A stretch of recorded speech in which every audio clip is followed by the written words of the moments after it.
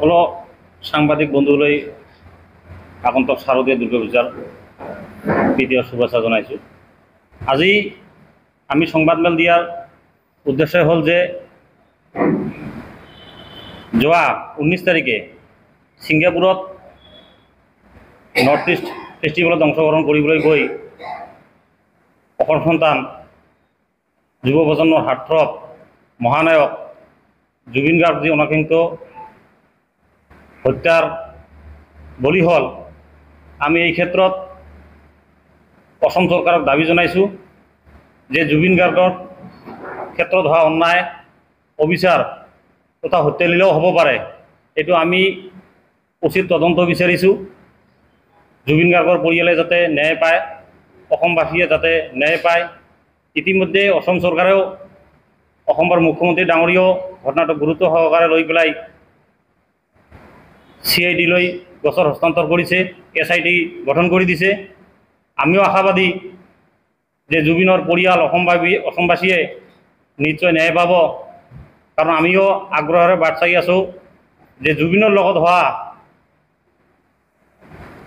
এই ঘটনা যাতে আৰু কোনোদিনো কোনো শিল্পীৰ ক্ষেত্ৰত নঘটে, এই কাৰণে দোষীসকল শাস্তি পাবই লাগিব।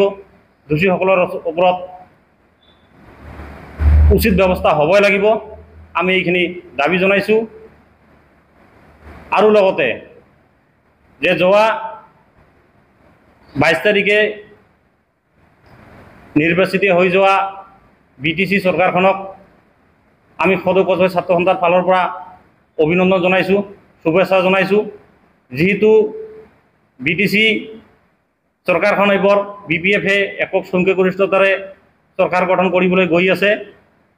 আমি BPF দললৈ যে পূৰ্বতে আমাৰ কোচ ৰাজবংশীসকলৰ জনজাতিকৰণৰ ক্ষেত্ৰত BPF দলৰ যি স্থিতি, এই স্থিতি যাতে অটল থাকে, বাহাল থাকে, আমি আশাবাদী।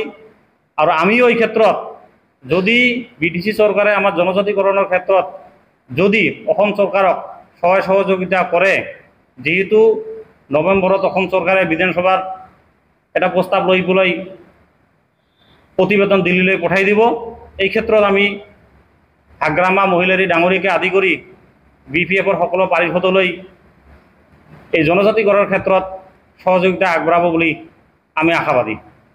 BTC চৰকাৰখনত আমাৰ কোচ ৰাজবংশী জনগোষ্ঠীৰ ফালৰ পৰা BPF দলে এজনো প্ৰতিনিধি জিকাই আনিব পৰা নাই বা টিকিটো দিয়া নাই।